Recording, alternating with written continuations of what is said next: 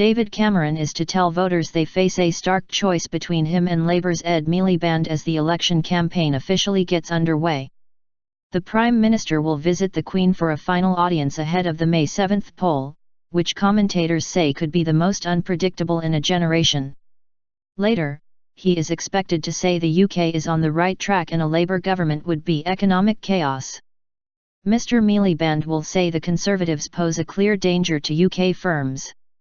Setting out Labour's policies on business, he is expected to warn that the PM's promise of a referendum on Britain's EU membership also risks an extraordinary loss of British influence. Following months of unofficial campaigning, the 5.5-week race for number 10 begins in earnest after Parliament was dissolved under the terms of the Fixed-Term Parliaments Act.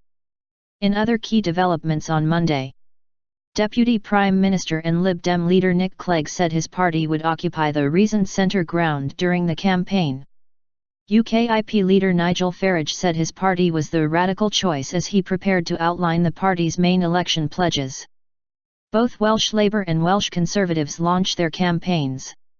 The Green Party of England and Wales said it was offering a message of hope, while the Green Party of Scotland launched its manifesto, including a pledge of a £10 minimum wage. Former Lib Dem MP Mike Hancock has said he will stand as an independent in Portsmouth South. Government ministers remain in charge of their departments until a new administration is formed, but MPs will cease to be members of Parliament and writs will be issued for elections in all 650 constituencies. Issues likely to dominate the campaign include the economy and spending cuts, Britain's EU membership, the future of the NHS and immigration. After meeting the Queen at Buckingham Palace, Mr Cameron is expected to make a statement outside Downing Street in the afternoon. It is understood he will say that after 5 years of effort and sacrifice, this election is about moving forward. Mr Cameron will say the next Prime Minister walking through that door will be me or Ed Miliband, and a Conservative government would oversee an economy that grows, that creates jobs, that generates the money to ensure a properly funded and improving NHS. He will say Labour leader Mr Miliband pays lip service to working people while planning to hike taxes and increase debt.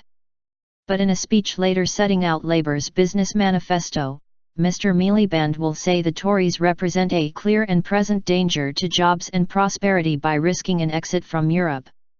Setting out Labour's commitment to UK membership of the EU, he will also promise to return Britain to a leadership role in Brussels. Full BBC election 2015 coverage. Labour has said the economic recovery under the coalition has been the slowest in more than 100 years and resulted in a cost of living crisis. It has pledged to raise living standards of everyday working people by ensuring those with the broadest shoulders bear the greatest burden while cutting the deficit and securing the future of the NHS. Right and left.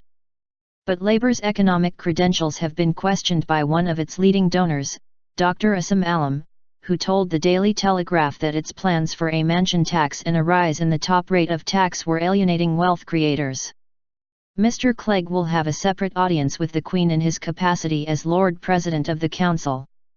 In that role, he chairs the Privy Council, the historic body which advises the monarch. Mr Clegg, who will later visit a hospital in the Midlands, told BBC Radio 4's Today his party would cut £50 billion less than the Conservatives and borrow £70 billion less than Labour. There is a real danger that British politics is being pulled to the right and the left, he said. You see Labour herring off to the left, sticking its head in the sand and not dealing with the deficit. You see the Conservatives chasing after UKIP on the right and indulging in plans for ideological cuts to public services. Both David Cameron and Ed Miliband have conceded the election is on a knife edge, with opinion polls suggesting there is little to split the Conservatives and Labour.